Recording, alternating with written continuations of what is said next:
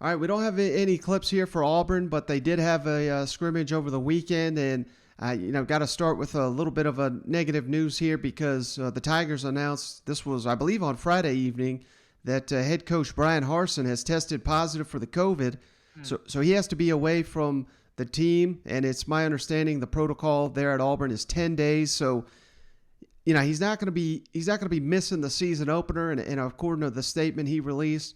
He's got no symptoms or anything like that. So certainly, Bryan Harsin seems like a guy that's in good shape. So he should be fine. But It's pretty interesting that first year going into a season where, there's plenty of questions with the Auburn Tigers. Now they don't have their head coach. I know he can do all the Zoom and everything like that, but not a terrific sign, I wouldn't think, for Auburn. I know, they play Akron, so they're going to beat the hell. Right. Bryan Harsin don't even need to show up for that one. You know what I mean? But and I certainly could, you could spin this, I think. Sam Pittman missed a game last year. Nick Saban missed a game last year. So it's not like this is totally unprecedented. And again, Bryan Harsin's not going to miss a game. But I don't know, Shane. I'm a little – I was already concerned about Auburn going into the season now with a guy. It's a little bit different when you're Nick Saban. I mean, the program's established. Everybody's bought in. And now Auburn's not going to have their leader here for about 10 days.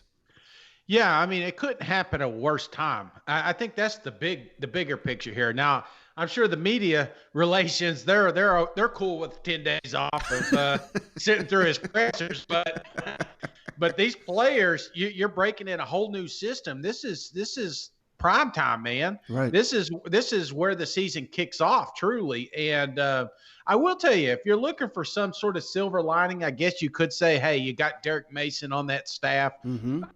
So somebody that has prepared for SEC, football play. I guess that would be the silver lining, but just the timing of it all couldn't be worse.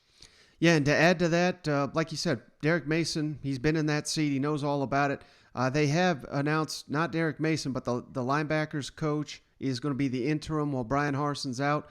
But what kind of compounds this, Harsin's bringing in, he's coming in as an offensive guy, as a guy that has worked with quarterbacks before. He's been an offensive coordinator, obviously at Boise and Texas, and very well-respected offensive mind. But according to all I'm hearing, Shane, they're in the scrimmages, they're in practice. The Auburn defense is dominating the day.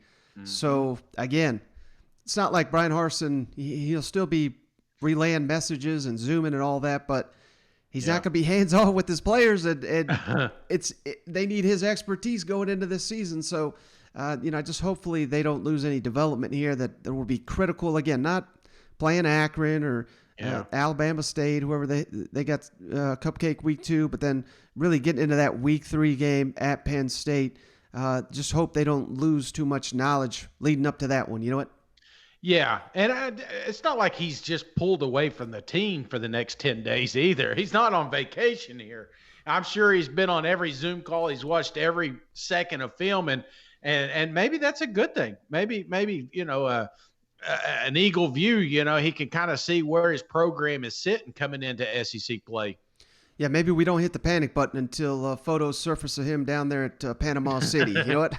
Yeah, that's when we get a little worried. So until then, I think we're in good shape, Mike. I just hate the timing of it